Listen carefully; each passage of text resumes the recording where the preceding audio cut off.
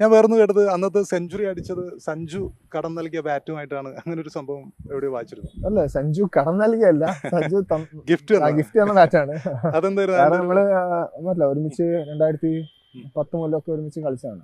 അപ്പം he was there in after the 2020 IPL ടൈമിലേറ്റം അവിടെ ആയിരുന്നല്ലോ IPL full. So we were മറ്റേ കോവിഡിന്റെ സമയത്ത് യുഎയിലായിരുന്നല്ലോ. അപ്പം ആ സമയത്ത് നമ്മള് കണ്ടപ്പോ പുള്ളി ഗിഫ്റ്റ് തന്നതാണ്. I think very good IPL season. Happy. Good. ആ ബാറ്റ് കൊണ്ട് സെഞ്ചുറി അടിച്ചു. പിന്നെ അത് സഞ്ജുനോട് പറഞ്ഞോ അല്ലെങ്കിൽ he knows that. He keeps chatting.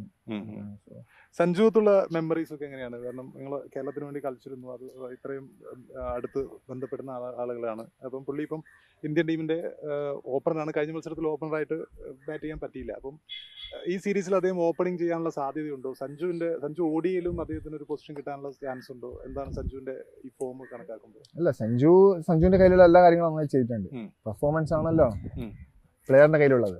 അത് പുള്ളി വളരെ നന്നായിട്ട് ചെയ്തിട്ടുണ്ട്. ODI ക്രിക്കറ്റിൽ പുള്ളി ഓൾമോസ്റ്റ് 50+ ആവറേജ് ഉണ്ട്. T20 ലാസ്റ്റ് 10 മാച്ചിൽ 300 ഉണ്ട്. ഇതിൽ കൂടുതൽ ആസ് എ പ്ലെയർ ഒന്നും ചെയ്യാനില്ല. സോ ഐ എം ഷുവർ ഇപ്പോഴത്തെ മാനേജ്മെന്റും ഈസ് ബാക്കിംഗ് ഹിം. സൂര്യ, ഗംഭീർ ഒക്കെ പുള്ളിയുടെ നന്നായിട്ട് ബാക്ക് ചെയ്യുന്നുണ്ട്. ഐ എം ഷുവർ പുള്ളിയുടെ സ്റ്റേറ്റ്മെന്റ് തന്നെ ഉണ്ടല്ലോ, അതായത് സഞ്ജു ഇന്ത്യക്ക് വേണ്ടി കളിച്ചില്ലെങ്കിൽ അത് സഞ്ജുവിനുള്ള നഷ്ടമല്ല, ഇന്ത്യയുടെ നഷ്ടമാണ്. But he is now keeping up his word. He is giving opportunity.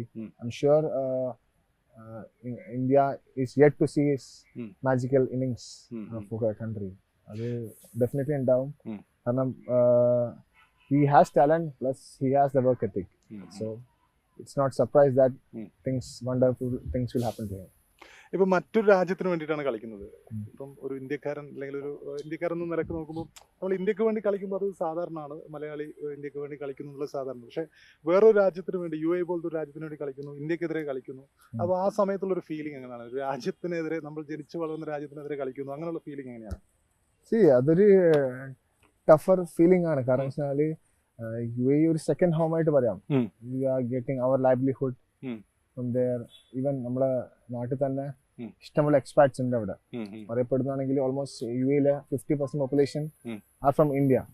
അതിൻ്റെ 40% മലയാളീസ് ആണെന്ന് പറയും. ഞങ്ങളൊരു വീഡിയോ കണ്ടിട്ടുണ്ടാവും, സഞ്ജുവും സൂര്യ ഇങ്ങനെ നടക്കുമ്പോൾ സഞ്ജുവിനെ ചെയർ ചെയ്യുന്ന ആൾക്കാർ. സൂര്യ വാസ് സെയിങ് ലോക്കൽ ബോയ്. അത് സഞ്ജു UAE ലോക്കൽ ബോയ് ആണ്.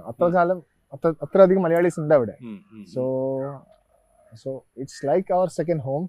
But again, when you represent a country, we try to do well, because that country has given us a lot.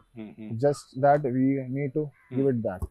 But obviously കേരളത്തിൻ്റെ support ഒക്കെ വളരെ important ആണ്. കാരണം whatever we have achieved in our cricket, ഇവിടുന്ന് ഉണ്ടാക്കിയ base ആണല്ലോ. ഇവിടെ junior district മുതൽ സ്റ്റേറ്റ് കളിച്ചത് ഇവിടെ നിന്നാണല്ലോ. So we always be grateful to the home country.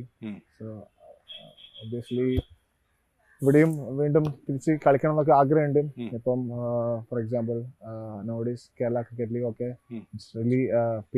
കഴിഞ്ഞ വർഷത്തെ രഞ്ജിയിൽ ഫൈനലിലെത്തി. അതെ, രഞ്ജിയിൽ ഫൈനലിലെത്തി. ഇപ്പൊ Kerala cricket league is making its own impact in the Indian cricket map. So it's only will get better and better. So definitely would love to be part of it also.